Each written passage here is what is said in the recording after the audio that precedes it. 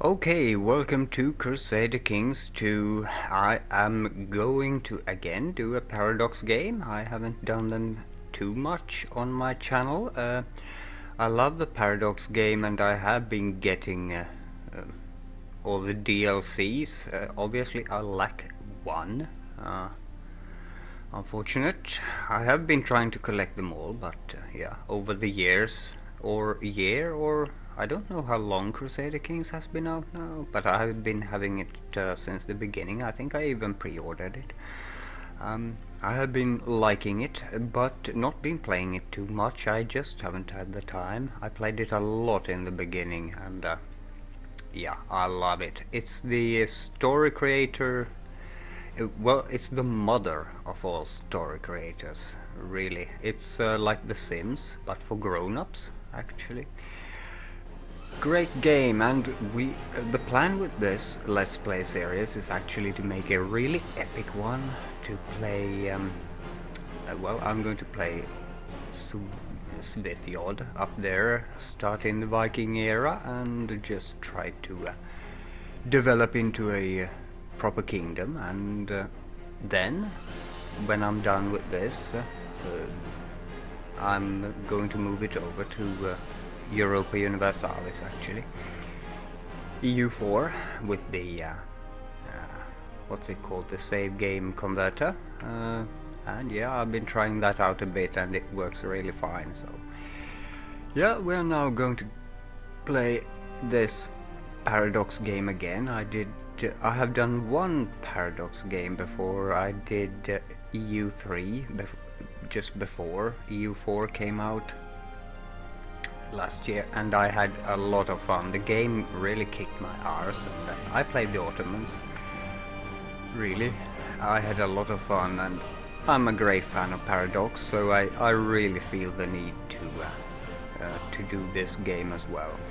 This episode now is just a kind of a pilot to see if well, the recording works, sound levels, and if I like it, I'll upload it. We're just going to do a bit of fun stuff, set up the game in this first episode. We are going to fiddle with the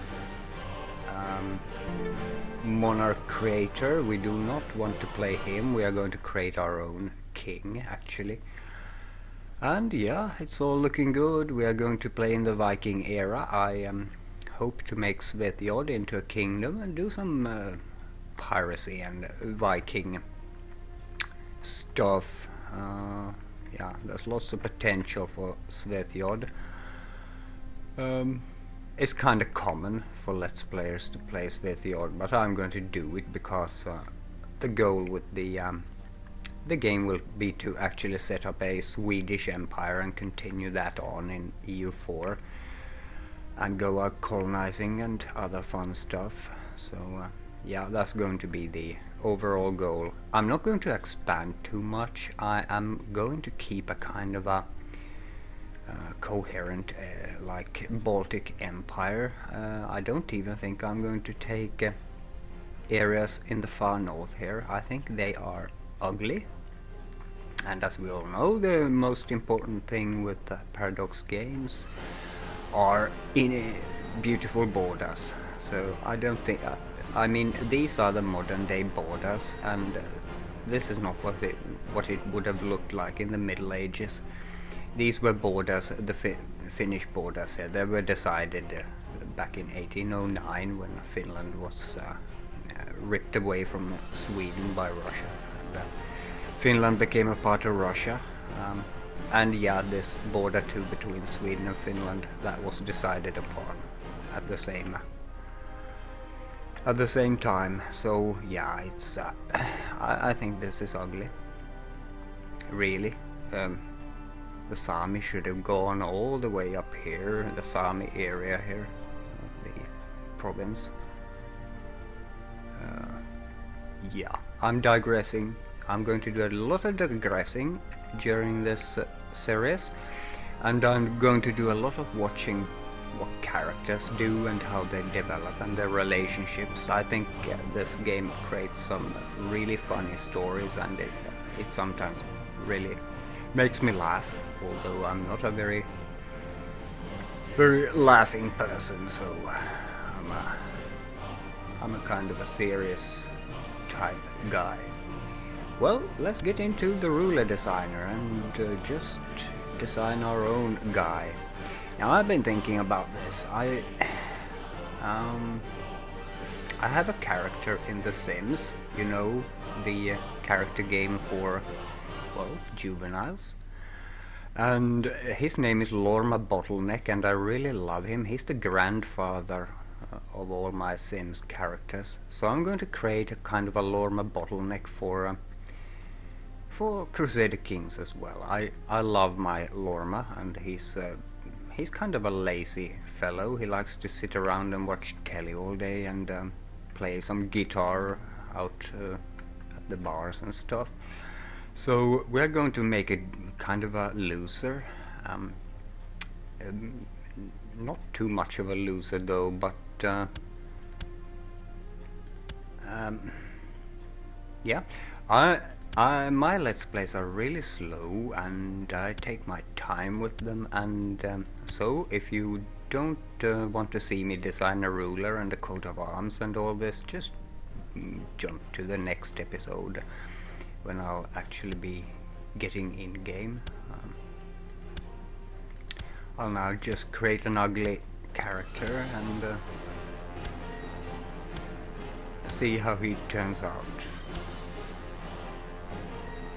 I don't like the thing he has on his head, but I think it means that he's a Duke type character. I think he's a Jarl right now. King Ormr. I like that name, but we're going to see if we can... Ormr! That's actually like Lorma, my Sims character. This is not at all important, his looks, but I really like to fiddle with it. Let's make him a red. I don't like his beard. I'd like something really... Yeah, he looks religious with that. He looks like a priest. Or... that makes him look manly. That's ugly enough, I think.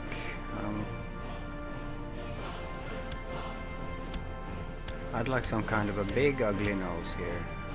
The previous one. Yeah, I like fiddling with this. It's really kinda fun to create your own character from which all the other ones come. Yeah, it's not important really, his looks. So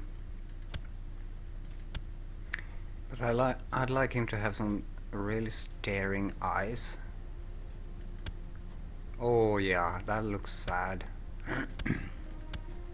Yeah, that looks really ugly. Now he looks ugly. These aren't important at all, I've noted, because they'll be changing in his portrait. King Ormr. Yeah, I like him. You are also going to have a really cool coat of arms. Now, I've never really gotten my head around this, but we'll design a coat of arms for him and just fiddle with it a bit. He's a Viking, so we don't have too many options, do we? Why did that become black, the background here? No. No. Yeah, I like that.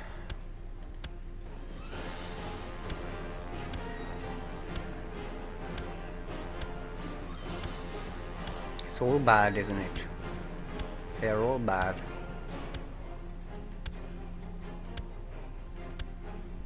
Kind of a family coat of arms, but they are all bad. Dragon. Pigs. Yeah, well, let's go for the dragon. That's actually the coolest one. Make it, well, red. No, that's too red. Looks bad. No.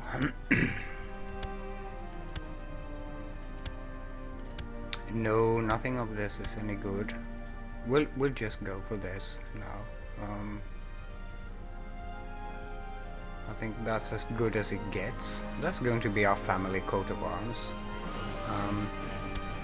And Ormr, bottleneck. Now that's a good name, but it's really not very immersive, is it? So we are going to name him Bottleneck, but in Swedish. That is Flaskhals. So Ormr Flaskhals. That's a really great name. And he's not going to be married because it's fun to arrange the marriage. Yeah, culture religion is good. We are going to change that into... Yeah, we can't take Midas touched. I'd kinda like to make him a loser. So like misguided warrior would be... Not priest. I don't like that.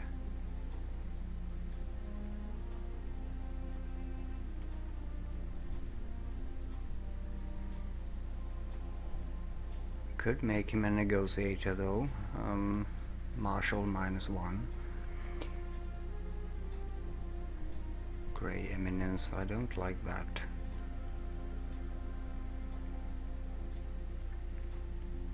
Yeah, I'm not going to give him these because he's a loser. He's going to be a loser, or rather loser, because he's the king of Sweden, so he can't really be a loser, but kind of a loser type character. Naive appeaser.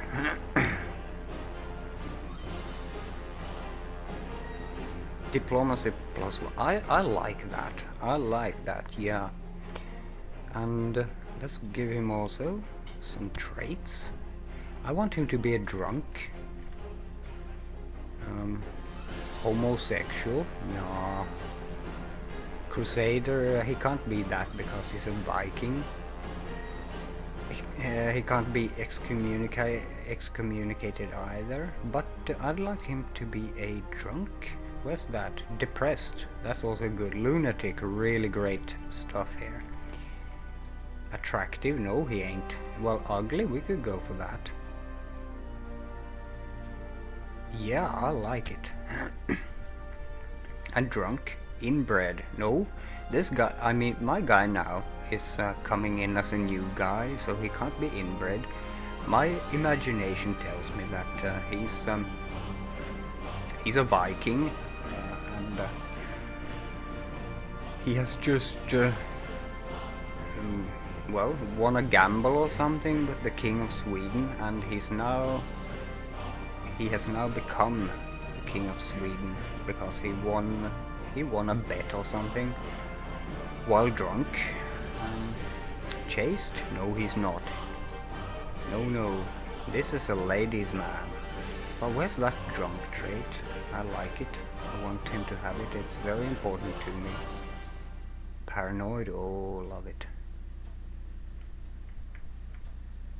Where's that drunk trait? Drunkard. Falconer, hunter, impaler, hedonist. Weak? No, he's not weak. He's a real man, this guy. Genius? No, he's not. Nor is he a dwarf. Stutter? That could be good. Like me, myself. Stutter and digression trait. Where's the drunk trait? I'm completely missing it. Drunkard, here we are. Okay. So he now has at least 2 traits that are kinda bad. So we can go on and start adding. He's age 16 now. I think about age 25 thereabouts should be good enough for him, because a 16-year-old can't win a bet against the King of Sweden himself, and and win the throne. So kind of let's make him a kind of a warrior type.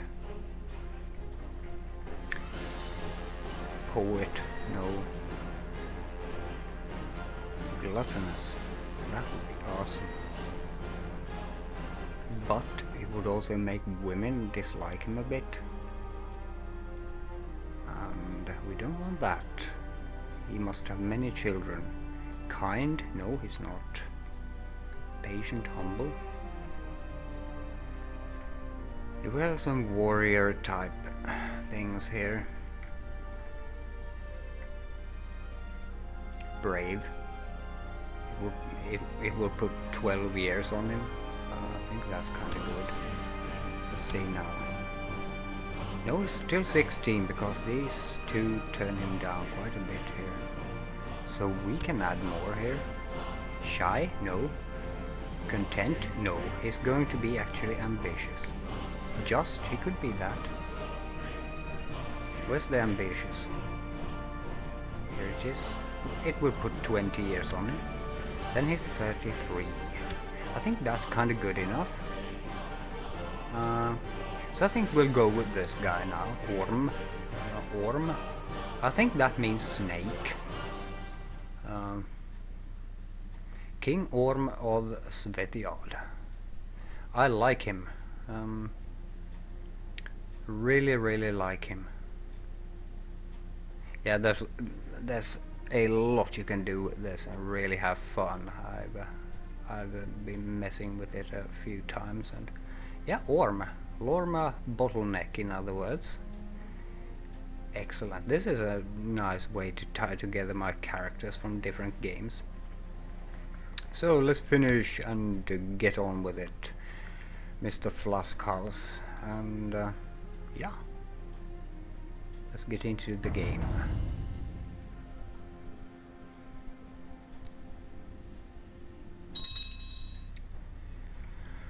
Okay, yeah, I think this is it for the setup video. I'm going to do a bit of the beginning stuff here. No heir to your dynasty. Actually, I'm going to look for a wife for him in the next episode because I really like that. I think it's fun to get him married to someone who's maybe an equal loser. But at least we are going to deploy our council and see how they like us. Not at all. Spy Master hates us, so that will need to change, and it's a she, Iliana. And the Chancellor hates us. He likes us. Mayor Thorfinn of Birka. That was a really mighty Viking city out in the Mälaren here.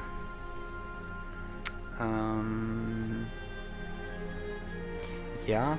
So I can't have a spy master who hates me, and that's a female, so I don't know if I can give her any of those titles.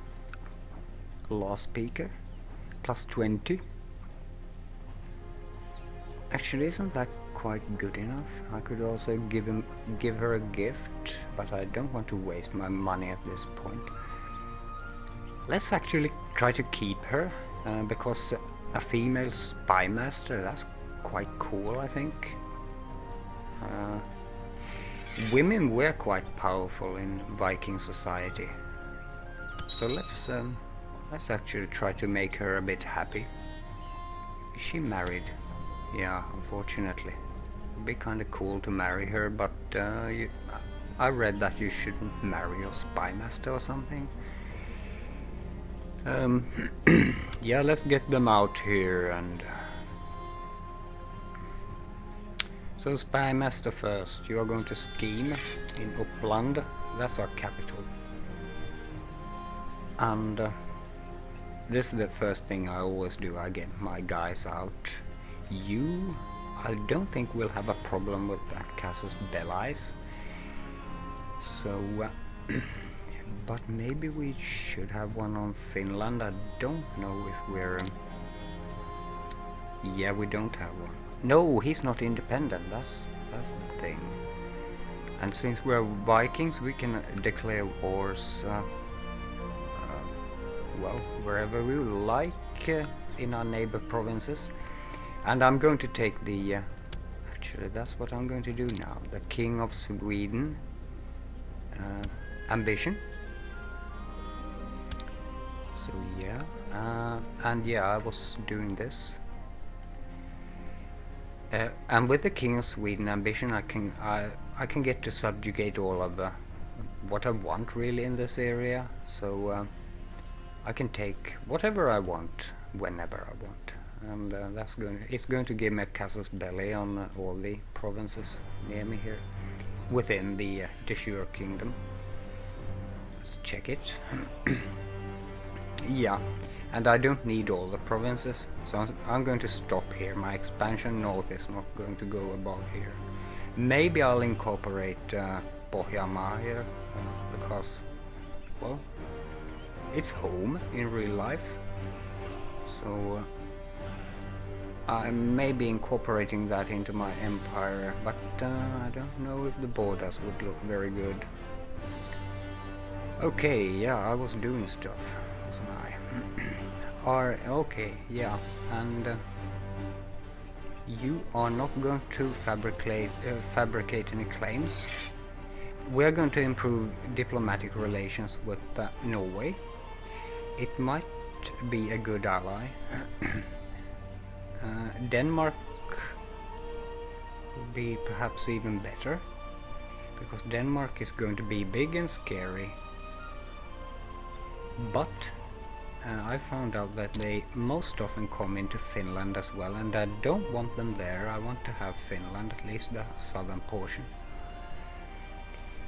We'll see, we'll see.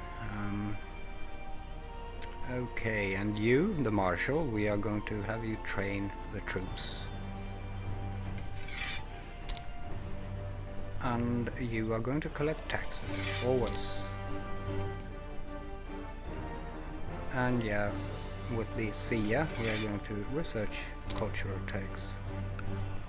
That's good enough for me. Yeah, and I think it's good enough for a pilot episode as well. One more thing, I will be mostly playing in the terrain map mode. So I do that. I know most Let's Players, they play in the political map modes, but I play like this. Both Europa Universalis and this one, so I'm mostly going to spend my time in here. I think it's going to make a beautiful Let's Play series as well. So okay, but I'm going to save it here. We have set up a good character, we have deployed our council, we have talked a bit about what we aim to do. So just a kind of a Baltic empire, try to get into Livonia, keep on good footing with the Home Guard out here, and there's another Viking faction down here. Yeah, Könugard. So we're going to try to stay on the good side of those. I think we have an alliance going already. And yeah, it's going to be kind of a slow, good fun Let's Play, and we're going to take it on and try to get into the era where we can actually move the save game over to Europa Universalis. This game, I'm a bit worried though, because it creates kind of crazy situations. But if I dislike how it starts looking, I'm going back to perhaps a previous save when it looks good, and I convert that or something. We'll see. I'm sure we'll get a good looking Europe to move over to Europa Universalis later on. It's going to be epic. Epic, epic, epic, and I'm really glad to be back in the Paradox games, and I especially with this one I really enjoyed. So yeah, okay, this is it for the first episode. We are continuing on in the next one, the first real one. So I thank you for watching, and cheers.